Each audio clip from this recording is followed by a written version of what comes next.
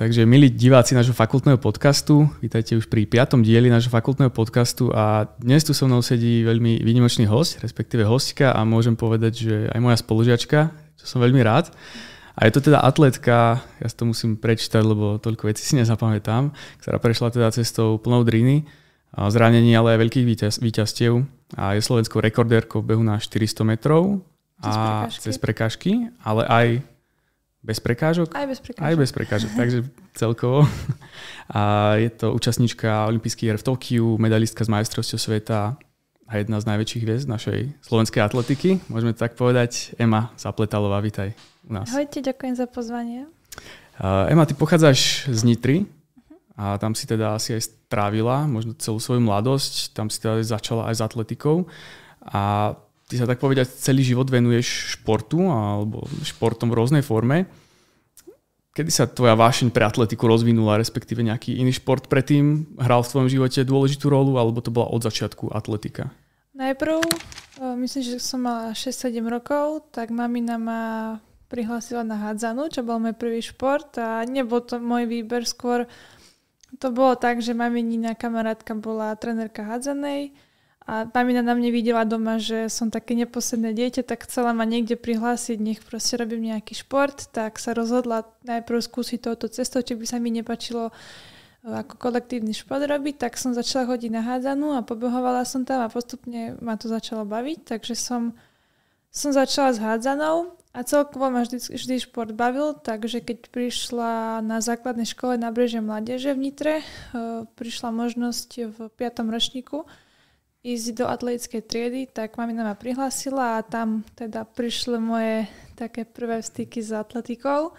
Ale boli tu najprv len také typické školské súťaže, kde z jednou z tých súťaží, ktorá sa volala Hľadáme nových olympionikov, bol to beh na 600 metrov a vlastne bola to súťaž, že bolo okresné kolo, krajské a potom celoslovenské finále.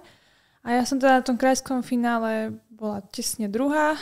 Tým som postúpila do celoslovenského finále a teda môj bývalý tréner Peter Žňava si ma tam všimol a prišiel za mnou, či by som nechcela skúsiť robiť atletiku a potrénovať s ním na to celoslovenské finále. A ja som tam bola tedy s mojou starkou a ona volejbalistka, teda predsedkynia kolektívnych športov, tak povedala, že nie, že ja hrám hádzanú, že nebudem chodiť na atletiku. A nedala sa presvedčiť tedy mojim trénerom, ale tedy zobrali sme si telefónne čísla a mi na večer sa mu ozvala, že by som prišla na ten atletický tréning. Tak to boli teda moje prvé kroky k atletike a potom postupne to trvalo 2 roky, kým som sa z tej hádzanej preorientovala na tú atletiku. V podstate prišli prvé úspechy v tej atletike, mňa to začalo čím ďalej tým viac baviť. A už potom som začala viac na tú atletiku chodiť ako na hádzanú.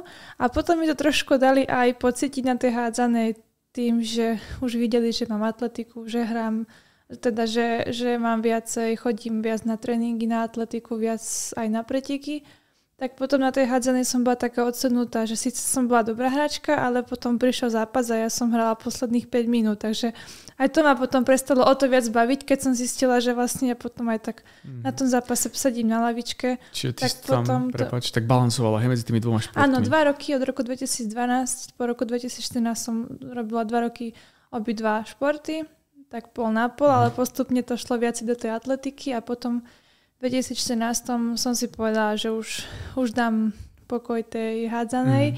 Ovplyvnil to trošku aj môj tréner na atletike. Keď sa prišlo pozrieť na hádzanársky zápas, tak povedal mi tak, že by som s tým už mohla prestať, že sa na to nemohla pozerať, ako som sa tam hádzala o zem.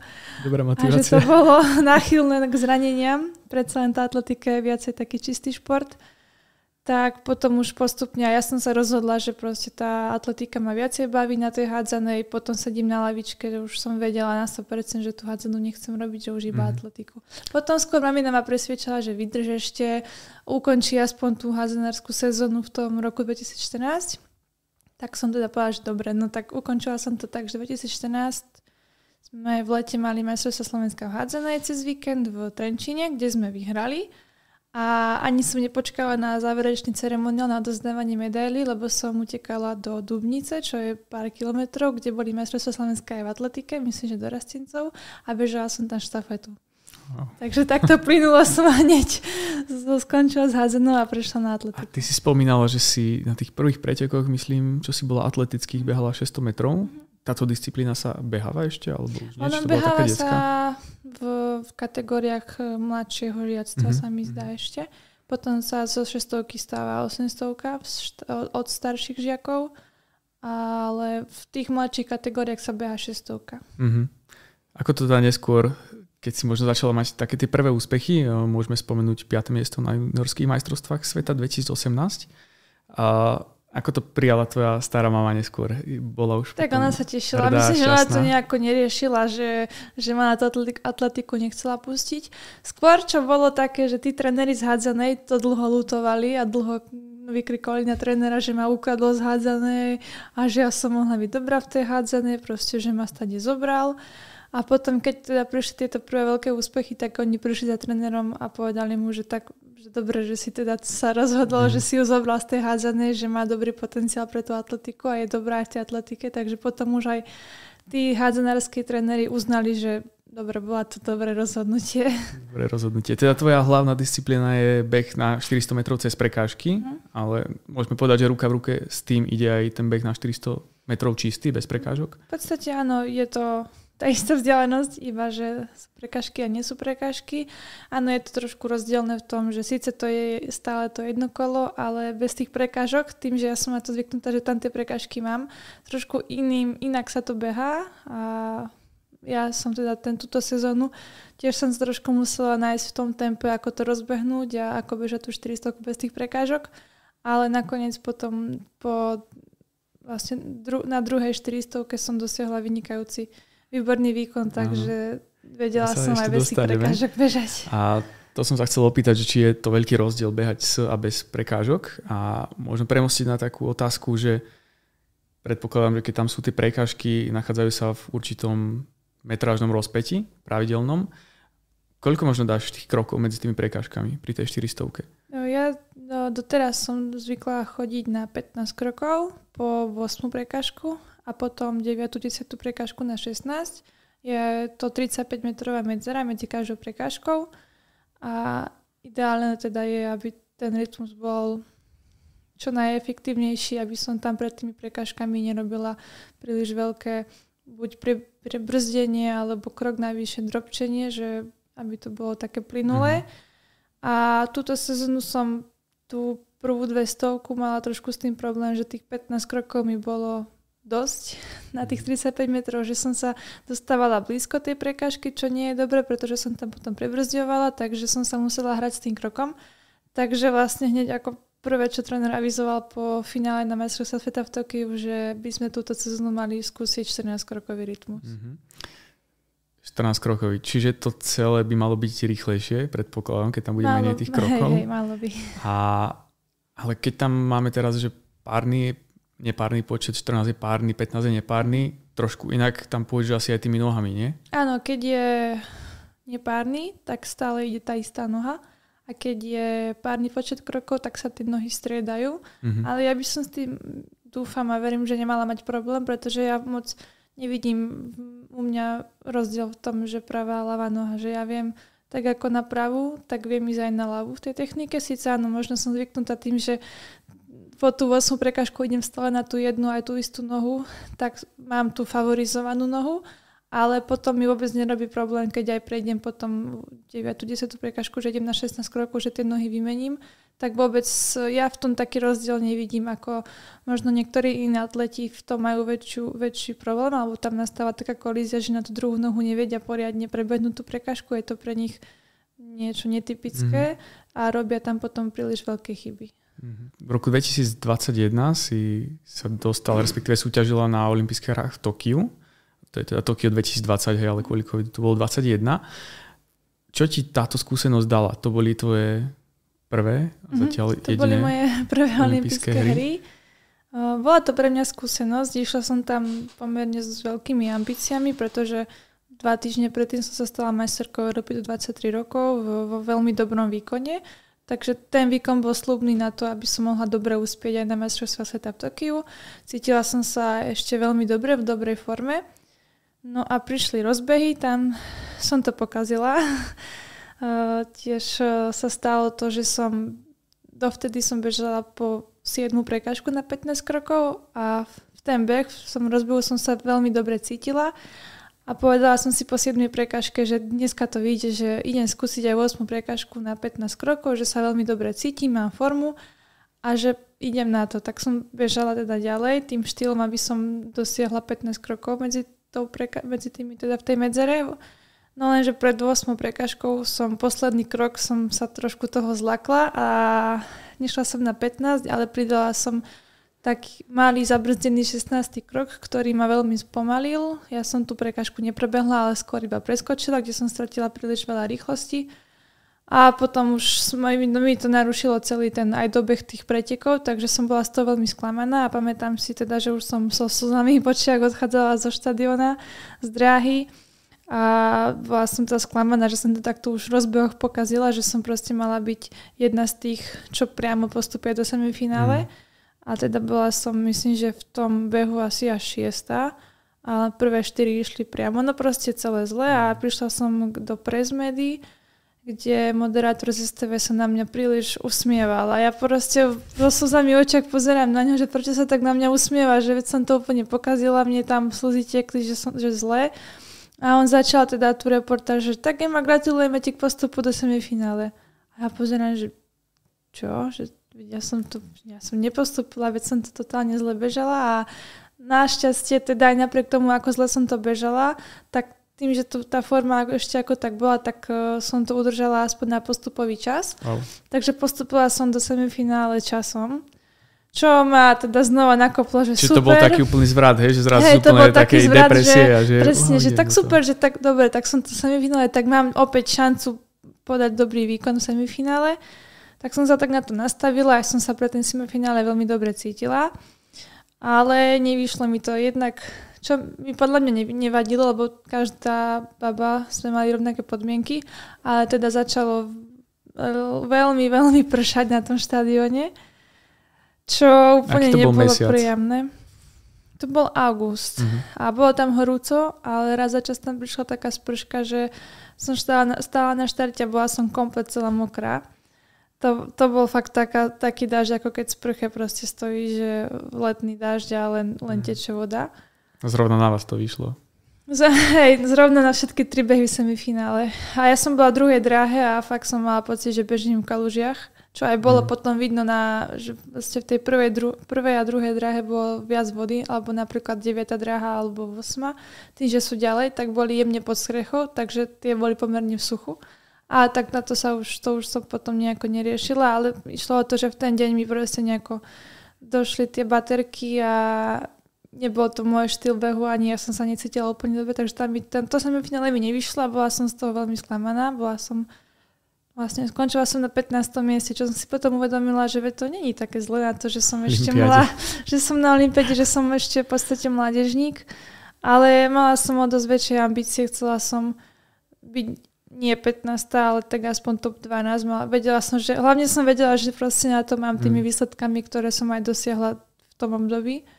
Takže bolo to také prvé sklamanie, ale potom som sa z toho tak vyspala a tak trezvo som sa pozerala, že ale veď 15. miesto na prvé olympijské hry je celkom fajn. Teraz mi napadlo taká spontánna otázka, že keď je takýto lejak, alebo respektíve príbehoch, akým štýlom máte dievčatá, ženy zviazané vlasy? Či to hrá nejakú rolu, alebo nehrá? A keď začne pršať, teraz ja by som s tým problém nemal, hej, kebyže zmoknem.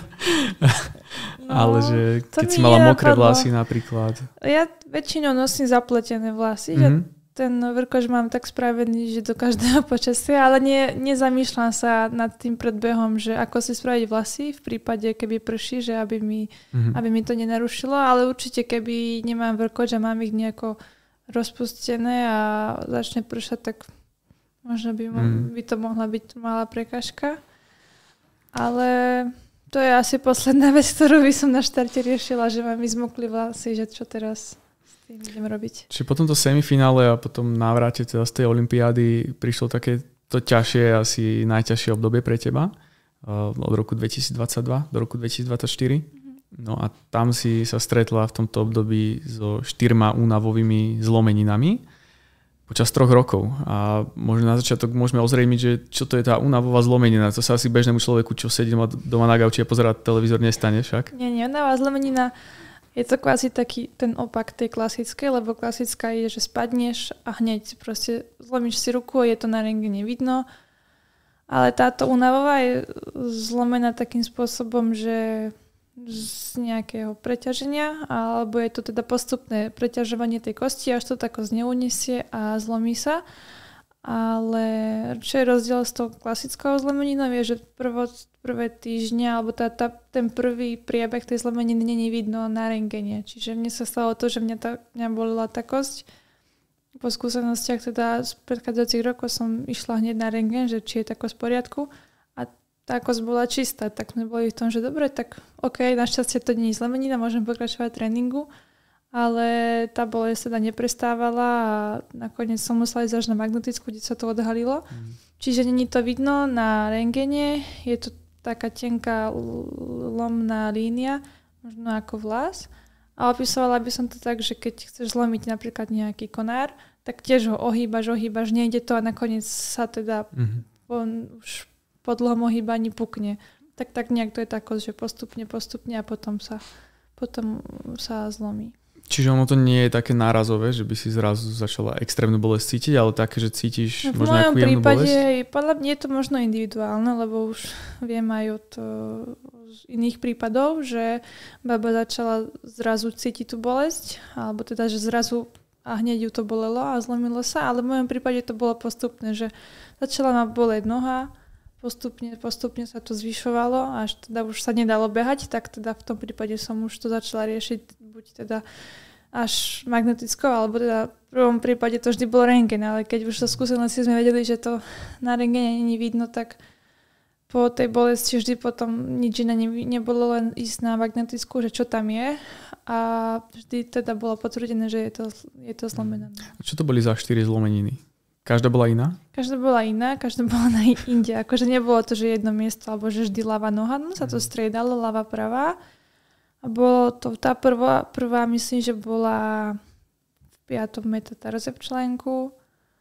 A potom sa to striedalo, zase potom bola na v druhom členku, kvázi v tej epifyzikosti, alebo úplne na spodu. A ešte v rámci toho členku. A potom ďalšie dve boli myslím, že to boli 2 ihlice, ale na obidvoch. Nad členkom a obidve nohy. Takže sa to striedalo a rôzne miesta. To si mala takéto najťažšie obdobie vždycky, čo som sa dočítal, sa ti to stalo pred sezónou? 3 z tých 4 sa stali približne od apríl-maj v tomto období. Čiže sa celý rok pripravovala a keď si mala podať ten top? V podstate tá druhá zlomenina, tá prišla z ničoho nič v koncom decembra na prelome rokov 2022, ale potom tie 3 vždy to bol apríl, máj pred sezónou. Takže áno, vždy som sa pripravovala na sezónu s tým teda, že začnem pretekať a až tým ma zastavila táto zlomenina. Mala si také obdobie, že si napríklad hovorila, že s tým už skončíš, s atletikou úplne? Ale bolo to ťažké. Vedela by si to k niečom prirovnať, aby si to bežný človek napríklad vedel takú mentálnu situáciu predstaviť? Ja som sa veľmi cítila bezmocná, lebo tá noha je zlomená a proste nepomôžem si nijak. Už sa to raz stalo, zlomilo sa a nemôžem behať, nemôžem ísť pretekať. Musím byť doma a kvázi regenerovať, rehabilitovať, aby tá kosa čo najlepšie a čo najrýchlejšie vzrastla. I keď rýchlo sa to úplne až tak nedalo ovplyvniť, či to bolo. Myslím, že tých 6 týždňov trvalo, kým tá kosa dá do poriadku, aby som začala normálne trénovať.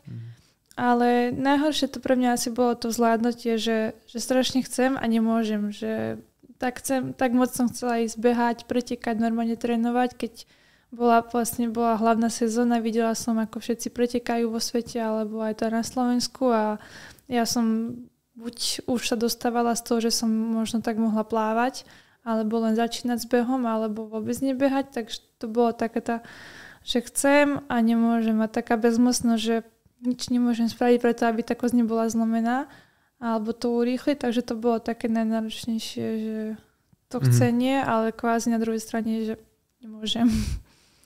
Pracovala si, to mi teraz tak napadlo, s mentálnym koučom niekedy? Pracovala som s mentálnou koučkou Petrou Pačisovou. Ona aj pôsobí na Univerzite Komenského, čo mi zdá. Ale počas tých 3 rokov som s ňou pracovala, ale posledný rok už to bolo také, že už som si musela s tým sama pomôcť, že keď som potrebovala, tak som sa s ňou spojila predchádzajúce roky, porozprávali sme sa a vždy som sa tak lepšie cítila po tom rozhovore s ňou. A potom postupom času, tým, že sa to stále opakovalo, tým, že to bolo stále to isté, tak už som si povedala, že jediný kto to môže vyriešiť s mojou hlavou, som už iba ja, lebo kvázi to bolo stále o tom istom. Tam prišla aj taká ťažká situácia, že si vlastne musela meniť teda trénera a to asi bolo, predpokladám, veľmi ťažké, lebo ten človek ťa vlastne, môžeme povedať, že vtiahol do tej atletiky a stál za tým štartom tvojej kariéry a potom trebalo niečo urobiť. Tak ako sa toto odohrávalo, alebo ako moc náročné to bolo z tvojho pohľadu? Bolo to náročné, lebo v podstate 12 rokov ma trénoval. Mali sme blízky kamarátsky vzťah, že počas tých 12 rokov sme si budovali, že sme mali taký lepší vzťah, a čo sa týka takého celkovo, že nielen v tom športe, ale bol taký môj blízky kamarát. A vedela som sa mu kvázi zdôveriť s hocičím, aj čo ma tak trápilo. No ale potom prišlo tieto zranenia a už po tej poslednej novej zlomení som si povedala, že tak už treba s tým niečo spraviť a už to nebolo na trénerovi, ale skôr som mala pocit, že už to je na mne, že som si povedala, že ak chcem iný výsledok, tak musím spraviť niečo iné, nie dokola to isté. A síce po tej tretej novej zlomenine, rok predtým, tak tréner zmenil niečo v tréningu a snažili sme sa to tak zastaviť, aby sa to už neopakovalo, ale sa to stalo znova. Čiže už som si povedala, že tak už je to v mojich rukách a ja s tým niečo musím spraviť. Takže som sa rozhodla pre zmenu trénera, lebo už nič iné mi kvázi neostávalo. A vedela som, že keď som nového trénera, tak musím ísť zo zahraničia. A tam som videla tú väčšiu kvalitu a keď chcem podávať aj výborné výsledky, tak som tak proste cítila, že nemôžem hľadať na Slovensku, ale musím ísť do zahraničia. A tvoj tréner to ako zobral, keď ste sa nejak kamarátsky porozprávali o tej situácii? Bolo to ťažké, hej? Bolo to ťažké. Už celkovo ten vzťah bol trošku, alebo tá komunikácia už po tej 4. novej zlomenie bola taká neúplne ideálna. Už to bolo aj medzi nami také, že také napäté a nie úplne také príjemné kamarátske. Ale teda keď už sme sa o tom začali baviť a už som mu to povedala, že teda už s ním nebudem pokračovať do ďalšej sezóny, tak to vôbec nezobral dobre, čo ma teda mrzí. Aj na jednej strane som to chápala, ale na druhej strane sme dospelí ľudia. Áno. Proste sú to potrebné veci. Ja som proste potrebovala sa z toho dostať a hľadala som riešenia. A ak som si chcela zachrániť kariéru a neskončiť s tým športom, tak som sa z toho potrebovala nejako dostať a nájsť si nového trénera. Keď som sa potom bavila s mojím súčasným trénerom, Bramom Petersom, o tejto situácii, o zmene trénera, ako to zobral, a on mi na to povedal, že to, že tí atleti menia tých trénerov, je v tom športe prirodzené a kvázi je to súčasť tej profesie profesionálneho trénera, že ten atlet je a odíde, že nikdy sa to proste ani nedieje celkovo, že by jednu kariéru, že počas tej jednej celej kariéry, že by ten športovec mal jedného a toho istého trénera. Takže mne to ten tréner môj vysvetlil, že to je prirodzené v tom športe, že ja si s tým nemám nejako lámať hlavu teraz, že ako to on zobral, ale skôr by som to aj povedala tým, že aj ja študujem trénerstvo a aj vlastne mám veľa spolužiakov a na našej fakulte odbor trénerstva, tak ako taká rada pre budúcich trénerov, že tí zverenci a športovci isté obdobie tu sú, ale potom oni sa môžu rozhodnúť pre zmenu trénera a treba to zobrať ako realitu a proste popriať tomu športovcovi, nech sa mu darí aj naďalej a nebyť na ňo proste zlý, že prečo si zrazu teda zmenil trénera, že prečo si mi to urobil. Jasné, lebo každý tréner, predpokladám, ako má určité vedomosti, ale má aj svoj špecifický nejaký systém tréningu a predpokladám, že každý atlet postupne hľadá, možno niekoho, k tomu vyhovuje viac, ten jeho systém a tak ďalej. A to bol asi aj tento prípad, že si teda skúsila, či ti bude nejakého iného systém vyhovovať aj to, ale viac. Ja som hlavne už tu potrebovala, aby som sa dostala po tých zraneniach nejako z toho. Ja som samozrejme šla do risku, lebo ja som nevedela, či to pomôže a aký to bude mať výsledok, ale už som bola kvázi v takej núdzi, že to už musím spraviť. Ale deje sa to celkovo aj bežne v atletike, že atlet aj po úspešnom roku sa rozhodne pre zmenu trénera.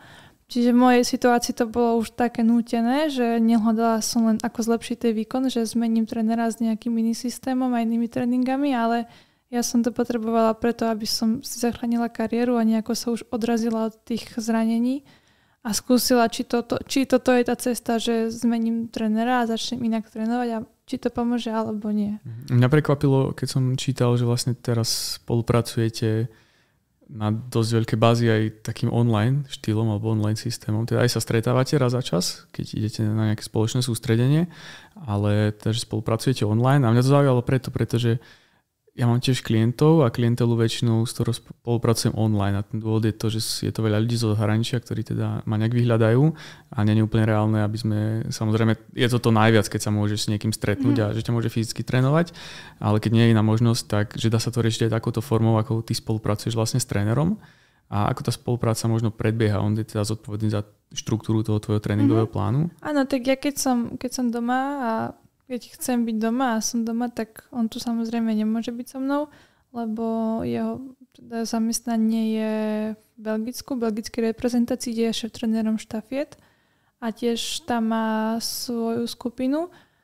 Čiže ja nemôžem chcieť od neho, aby on bol na každom tréningu, aj keď som ja doma, že bude za mnou cestovala na Slovensko. Takže trénujem tu sama a on mi teda spraví týždenný plán, ktorý mi pošle a ja to otrénujem. Po každom tréningu mu napíšem moje pocity, ako som to otrénovala, ako som sa cítila, po prípade buď časy alebo videa na analýzu a tak nám to fungovalo. V podstate, keď som menila trénera, že som teda prešla k nemu, tak on tiež bol v situácii, že on je pôvodom Holanďan, čiže on trénoval v holandskej skupine a tiež vlastne prešiel, tak ako ja k nemu, tak on prešiel z Holandska do Belgicka. A tam tým, že bol nový, tak teda najprv nebolo isté, či ma bude môcť trénovať, lebo on mal ten záujem, ale musel si to overiť v Belgickej federácii, či by mohol mať zahraničného trénera. Takže ja som dosť dlhú dobu čakala na to vôbec, či ma bude môcť trénovať, ale nakoniec povedala, že hej, že mu to teda schválili, ale tým, že tam je nový, tak bude môcť za ním chodiť do Belgicka až po halovej sezóne. Lebo ja som mu tak povedala, že ako si to predstavujem, že budeme spolu chodiť na sústredenia, budem chodiť raz za čas za ním do Belgicka, že sa pripojím k skupine, ale že by som chcela byť aj nejaký čas doma, aby to bolo v rovnováhe všetko. A on s tým súhlasil, ale teda ten verdikt do tej federácie bol, že až po halovej sezóne. Čiže ja som polovicu prípravy bola od októbra do decembra som trénovala sama a až v januári sme sa prvýkrát osobne stretli na sústredení v Afrike. A riešiš aj nejakú stravu ako vrcholový športovec alebo máš niekoho, kto ti rieši stravu? V minulosti som to riešila viacej a až natoľko najprv som to riešila tak, teda, že tým, že prišli tie zranenia, tak samozrejme, že ja som pribrala na váhe, lebo som nemala taký výdaj na tých tréningoch, tým, že som nemohla behať. A teda potom som postupne chcela schudnúť, až tak teda som začala byť na seba prísna, čo sa týka aj v príjme sacharidov a kalórií, že už som sa dostala do takého deficitu, že už to asi nebolo úplne zdravé pre profesionálneho športovca. Takže trošku som sa s tým trápila, že som nevedela schudnúť, ja som sa o to snažila, nešlo to, lebo to moje telo potom, tým, že ja som mu nedala dostatok, tak ono si to už držalo v takých zásobách a nechcelo mi to pustiť, aby som schudla napríklad. Takže potom som to riešila s výživovým poradcom alebo odborníkom skôr v tejto sfére a on teda mi povedal, že to mohlo zohrávať aj jednu z tých rôl, prečo som mala jednu z tých zlomenín. A takže potom som začala teda už správne stravovať s dostatkom kalórií aj s dostatkom sacharidov hlavne.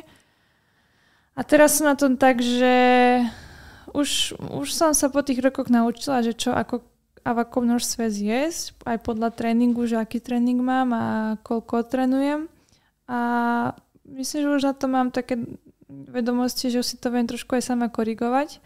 Takže momentálne nespolupracujem, ale tým, ako som začala v podstate potom, ako som bola na seba prísna, potom som od toho trošku upustila, začala som jesť všetko, ale s rozumom a s mierou, ale nebola som na seba až tak prísna a normálne som prirodzene potom schudla na tú váhu, akú by som mala mať.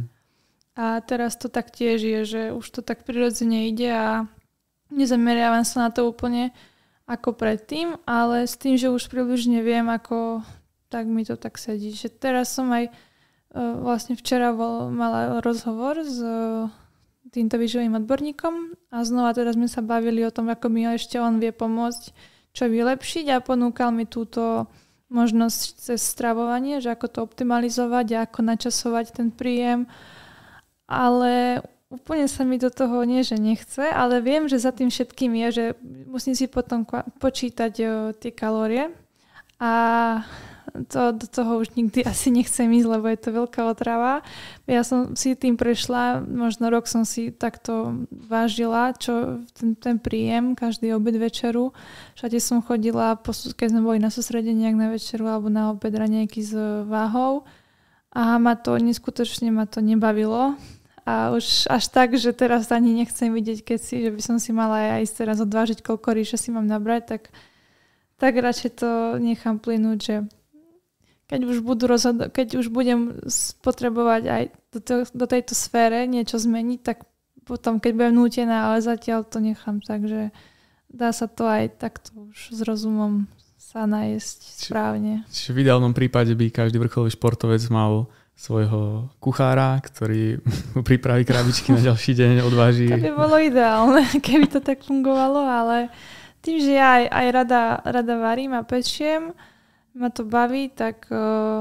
Čo je možno taký tvoj obľúbený recept, ktorý pečieš, varíš? Nejaké obľúbené jedlo, ktoré si užívaš, keď robíš? Mám rada domáce mäso, domáce stejky. Ako obaľuješ rezne? Nikdy som rezne nerobila. Nevysmážam. Tým, že som športovec a snažím sa nejesť vysmažané. Takže doma to nerobím, keď tak len mamina doma, keď ideme na obed, tak rezne vtedy. Ale my skôr tak zdravšie doma a aj také rýchle jedla, keď tak, lebo počas tých tréningov medzi tréningami není úplne veľa priestoru na nejaké 2-3 hodinové varenie. Takže v tom prípade len nejaké rýchle cestoviny, ale aj vedia byť aj dobré cestoviny, dobre sa spraviť. Ale záleží teda od času, ale všeobecne aj včera som bola po 2 tréningoch a večer som si nesla k televízii, ale povedala som si, že idem do kuchyne, idem teda pripraviť obed a večeru na ďalší deň. A bol to pre mňa skôr taký mentálny relax, ako by som mala oddychovať na gauči, pozerať televízor. Tiež to niekedy tak vnímam, že keď mám náročný deň, tak pri tom varení alebo pri nejakej príprave jedla si tak oddychnem. Ale nie vždy to tak je. Niekedy, keď sa mám postaviť do tej kuchyne a ísť spraviť večeru, tak keď som ho samozrejme, že hladná, že to chcem čím skôr a som unavená, tak niekedy na to nemám náladu, ale potom sú dni, kedy pre mňa ten mentálny relax je, že proste stojím za tými hrancami kuchyni a baví ma to. Presne, tiež mám niekedy také stavy, že sa mi nechce a napríklad nemám čas, tak si radšej objednám, aby som nemusel ten čas investovať v tej kuchyni, ale potom sú také, že celý deň som bol v nejakom zaťažení kognitívnom a radšej sa si postavím, pustím si hudbu a varím.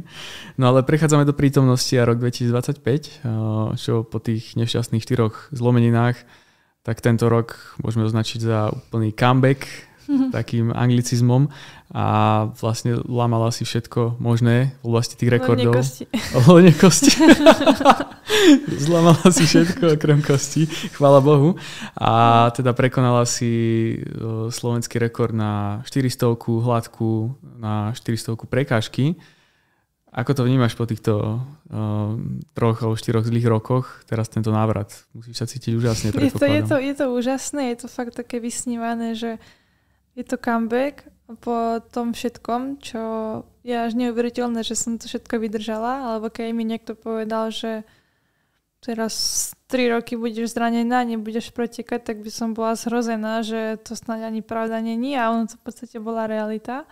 Len s tým, že som to nevedela 3 roky dopredu, ale každý rok som sa to opakovalo a dialo stále to isté. Čiže ja som do tejto sezóny šla s tým, že chcem byť hlavne zdravá a užívať si to. A to bolo vlastne jedna vec, ktoré, keď už som mala teda medailu bronzovú a išli sme zo štadióna už na hotel s trénerom po finále v Tokiu, tak sa ma pýta, že či si pamätám, čo som mu povedala ako cieľ do tejto sezóny, že čo chcem. A ja som si tak povedala, že som mu odpovedala, že tak asi sa vrátiť po tých všetkých zraneniach, sa vrátiť teda späť, teda ako comeback a dostať sa na tú úroveň, kde som bola a možno trochu lepšie.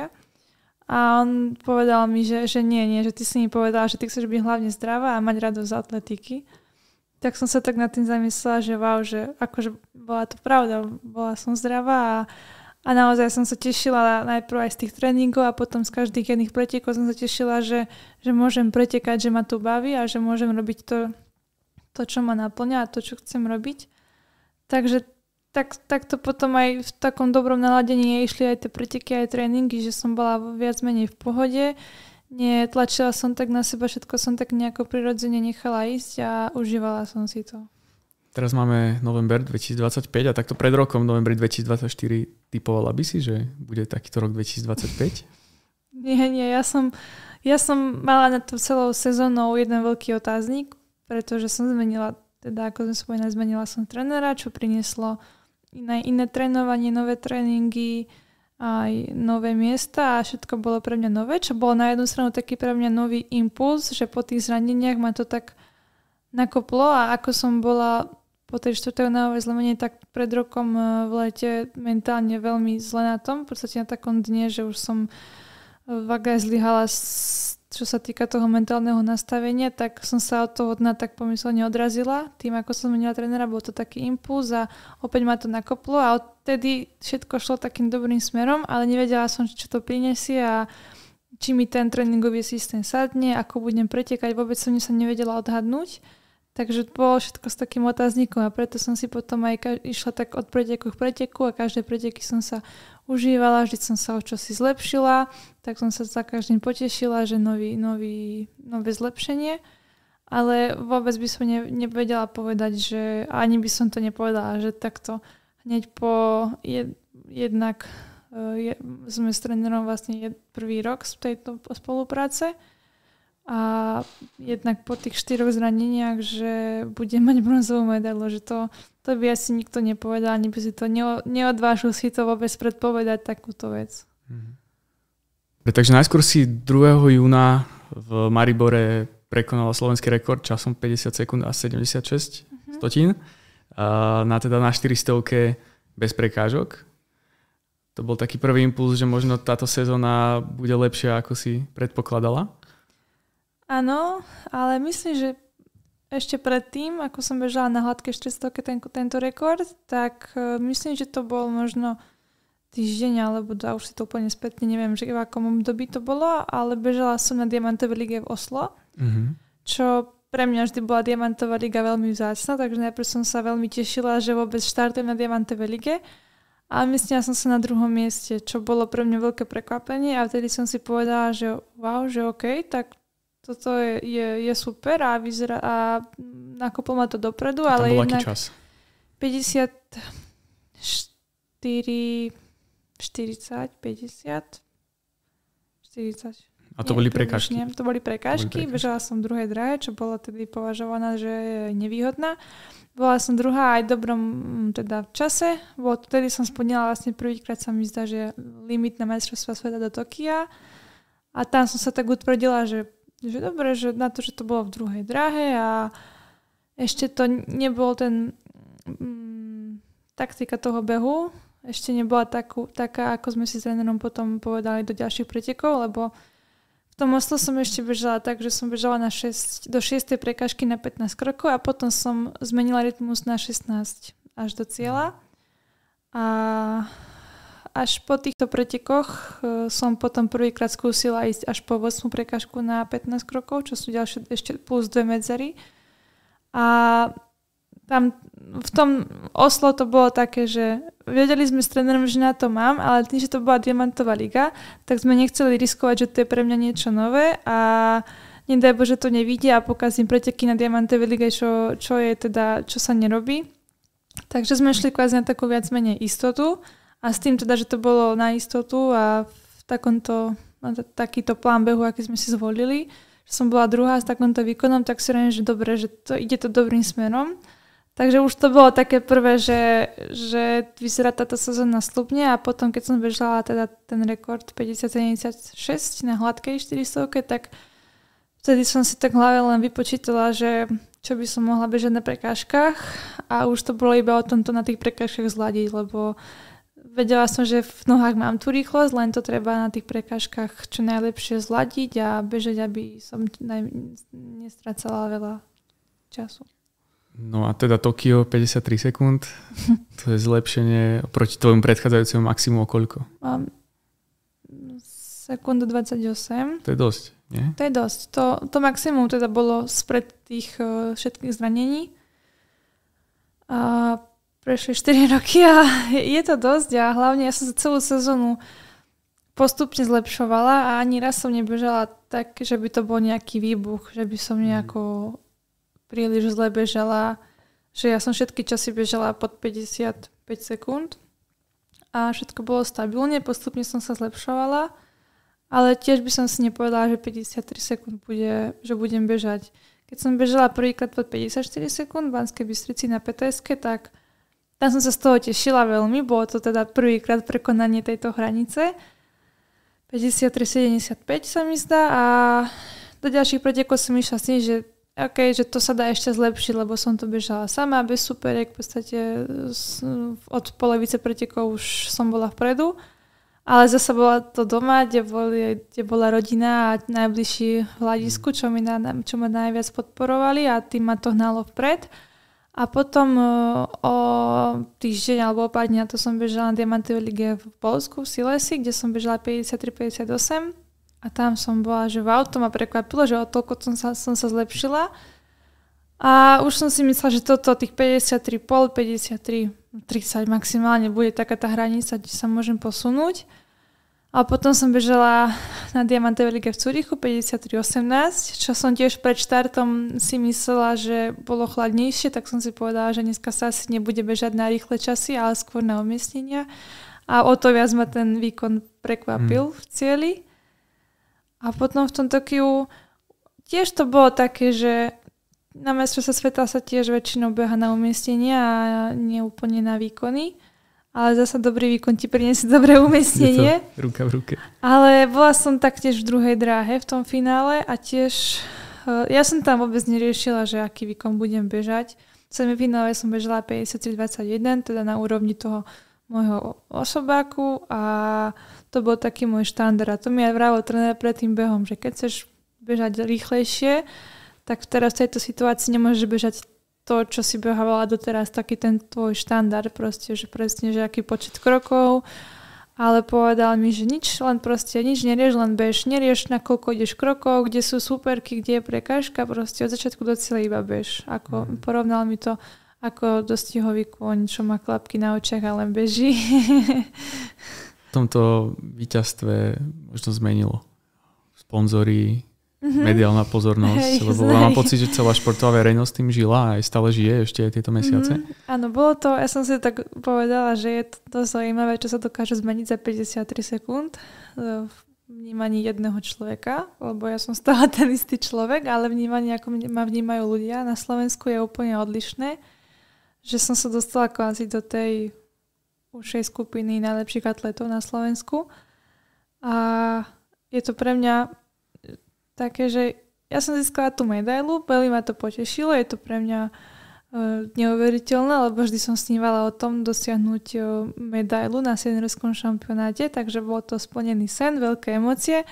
Mám tu medailu, teda veľká radosť, ale idem ďalej, proste pokračujem, je tu ďalšia sezóna, ale neuvedomila som si to natoľko, že ako to zasiahlo hlavne to Slovensko, že nie len to, že tá moja radosť, ale potom koľko ľudí mi písalo, koľko ľudí ma stretlo, zdieľalo, povedali mi, že sme doma plakali od šťastia, že proste, že fakt som bola taká zaskočená, že ako to ľudí na Slovensku tak pohltilo a kde som sa kvázi dostala týmto aspoň pre niečo sa vieme spojiť. Hej, a taktiež áno, prinieslo to aj teda veľa mediálnej pozornosti, aj sponzorov, čo je super. sú tu na jednej strane nejaké povinnosti, že mi to bere z môjho osobného teda času voľného medzi tréningami, ale na druhej strane sú to tie príjemné povinnosti, lebo lepšie nech sú, ako keby také neboli. Ty si vrcholová športovkyňa, ale stále zvládaš aj štúdium na vysokej škole. Ako sa toto dá nejakým spôsobom sklbiť? Máš nejaké úľavy alebo... Mám individuálny študijný plán, čiže nemusím chodiť na každú prednášku, čo mi teda vyhovuje, lebo študujem externe a v piatky mám dve fázy tréningov. Čo konkrétne študuješ, ak sa môžem opýtať? Študujem teraz trénerstvo, momentálne ešte na bakalárskom Trénerstvo atletiky. Áno. A ja som sa dočítal, že ty si ešte predtým, než si začala chodiť na vysokú školu do Banskej Bystrice na magisterské štúdium, tak ty máš bakalárske štúdium ukončené na inej škole. Áno, ja som v Nitre na Univerzite konštitútna filozofa, mám ukončené bakalárske štúdium učiteľstva telesnej výchovy a ruského jazyka. Potom som si na 2 roky dala stopku, lebo chcela som pokračovať v škole, ale tá ruština ma už odrázala od toho, že ja som sa hneď na to, ako som skončila bakalár, prihlásila na magistra, že idem pokračovať normálne ďalej. Ale po 3 dňoch, ako som bola v škole, tak som si povedala, že nie, že tu táto ruština už na tom magisterskom štúdiu už je trošku náročnejšia. Potom som začala rozmýšľať, že ako z toho ja budem štátnicovať popri športe a že proste nie. Tak som si povedala, že kvôli tej ruštine, že budem s tým musieť skončiť, lebo už som sa to tak cítila, že už na to nemám kapacitu s tým športom to zvládnuť. No a potom som prišla do Banskej Bystrice a priateľ ma aj momentálne s pánom Pupíšom, dekanom, ma tak namotali, že či si nechcem dokončiť školu. Tak som sa prihlásila. Ja som pôvodne chcela ísť pokračovať v telesnej výchove s tým, že si to spojím s trénerstvom, ale keďže trénerstvo som neštudovala na 1. stupni na bakalára, tak som musela začať od začiatku. Takže teraz študujem zatiaľ čisté trénerstvo a v 3. ročníku som. Takže teraz budeš vlastne riešiť aj bakalárskú prácu. Keď si bola na vysokej škole v Nitre, tak mala si aj tam nejakú formu individuálneho študijného plánu, alebo aké to bolo v porovnaní? Lebo tam to nemajú kvázi v pravidlách, alebo proste aj som chcela, ale oni to vyhodili z poriadku, že tam individuálny študijný plán proste sa nedá. Aj keď som hociaký športovec, čiže ja som to vždy riešila individuálne, že som sa skontaktovala s daným učiteľom a snažila sa mu vysvetliť moju situáciu a vždy nájsť nejaký spôsob, ako nemusieť byť 100% mať 100% dochádzku, ale ako sa teda vieme dohodnúť. A tam si študovala denne? Prepáč. Denne, áno. Čiže tu máš trošku viac akože také tej flexibilite otvorené dvere. Určite áno, že mám tam individuálny, je to externe. A teda ako som spomínala, tým, že mám piatok 2 tréningy a keby som musela byť každý piatok aj v škole, aj na tréningu, tak sa to nedá. Ja nemôžem povedať trénerovi, že ja dneska posilku nechám, lebo musím ísť do školy. Čiže minulý rok bol pre mňa veľmi náročný tým, že môj piatok vyzeral tak, že som šla do školy. Zo školy si rýchlo otrénovať, po tréningu rýchlo do školy naspäť na prednášku. A potom som bola niekedy až do 4:30, 5:00 v škole, podľa toho, ako boli prednášky. A ešte ma stále čakala posilovňa, akože druhá fáza tréningu, čiže veľakrát ja som išla do tej posilky s tým, že ja už nevládzem, že už má toho dneska dosť, ale stále som si musela otrénovať ten tréning. Takže som si povedala, že to proste musím spraviť a niektoré tie piatky boli fakt náročné, ale mám to zatiaľ taký pocit, že teraz v tomto 3. ročníku je toho čosi jednoduchšie, že aj v tých predmetov je čosi menej, pretože ja som si spojila 2 ročníky do jedného, čiže aj toho bolo trošku viacej, možno aj preto, ale teraz sa snažím aj tým, že som vlastne veľa hodín, ako za čas semester vlastne bola ešte preč, tak sa to snažím nejako dobiehať a tým, že som nebola aktívne na hodinách, tak aspoň si dorobiť to, čo som zameškala. Ja som bol v tom, že takýto, že individuálny študijný plán, že to vlastne ponúka ako každá nejaká športová fakulta alebo každá fakulta na Slovensku. A ja som v tom bola. Ale tak sme v tom, že nie. Keď som to riešila, tak nie, lebo tam v ich prípade teda preto to zrušili, lebo to zneužívali veľa žiakov, že si to dali a potom nechodili vôbec zo školy, tak to radšej celé vymazali. Tak ja som veľmi rád, že práve u nás na fakulte telesnej výchovy, športu a zdravia to vlastne máme takúto možnosť a vďaka tomu tu možno aj študuješ, alebo je to jedna z tých vecí, ktoré ti uľahčujú tú kariéru profesionálneho športovca. Určite áno, lebo je to niekedy náročnejšie zvládnuť. Akože ja s tým nemám problém sa učiť, lebo mňa baví sa vzdelávať. Aj v tom, čo robím, že potom chápem tie súvislosti, že toto, prečo som otrénovala, čo mi to dalo, ako to telo reaguje. A síce nie som ten, čo skladá ten tréning, že máme to trénera, ktorý má riešiť ten tréning a zostavovať ho, ale aj pre mňa aj do budúcna a aj pre to pochopenie toho športu ma baví sa vzdelávať. Niekedy samozrejme, keď som po tom tréningu unavená, že už len si chcem ľahnúť a vydržať tak až do rána, že proste nemám ešte energiu ísť nejakú prácu robiť alebo niečo sa aj zúčiť, tak tedy to je náročnejšie. Ale vždy sa snažím nájsť spôsob, ako to spojiť dokopy. A určite sa to dá. Ja to vždy tvrdím, že keď človek chce, tak sa dá čokoľvek. To je pekné a dúfame, že si to všetci vyložia správne tak ako ty. Možno predposledná otázka, taká v krátkosti, že kam sa teraz upiera tvoj zrak? Na nejaké ďalšie športové ciele alebo máš nejakú víziu? Keď si teraz pozrieš tento rok 2025, tak možno vidíš úplne niečo iné, čo by si videla pred rokom? Určite áno. Samozrejme tie ambície sú teraz vyššie ako po zisku bronzovej medaile. Samozrejme je to stále bronz, ešte sa dá ísť vyššie. Takže to sú tie mety. Ale snažím sa na to tak pozerať, že ako vedieť si dať také ciele, ktoré ja môžem ovplyvniť. Napríklad, že my sa s trénerom nikdy nerozprávame o nejakých konkrétnych časoch, alebo že toto je, dajme tomu, že cieľ teraz bežať za 52 sekúnd. Že skôr si povieme, že v tom preteku, alebo čo sa týka tej techniky, že čo zlepšiť, aby som dosiahla ten výkon. Že teda pre mňa teraz tá výzva je tých 14 krokov dosiahnuť medzi tými prekážkami. A hlavne je tá priorita byť zdravá a tešiť sa z toho, lebo bez toho to potom nebude fungovať. A budúci rok tu máme najprv halová sezóna, kde sú majstrovstvá sveta v Poľsku. I keď tam nie sú prekážky ako moja hlavná disciplína, že tam je iba hladká 400, ale dá sa aj vzhľadom na to, že nie som špecialistka čisto na tú hladku, že moja hlavná disciplína sú prekážky, tak dá sa teda aj na hladkej bežať, takže by som sa tam chcela kvalifikovať a potom v hlavnej sezóne sú majstrovstvá Európy.